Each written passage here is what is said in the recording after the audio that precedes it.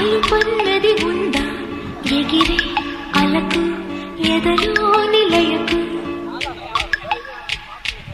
అదుపన్నది ఉందా కలిగే కలకు కరిగే వరకు మెలికలు తిరిగే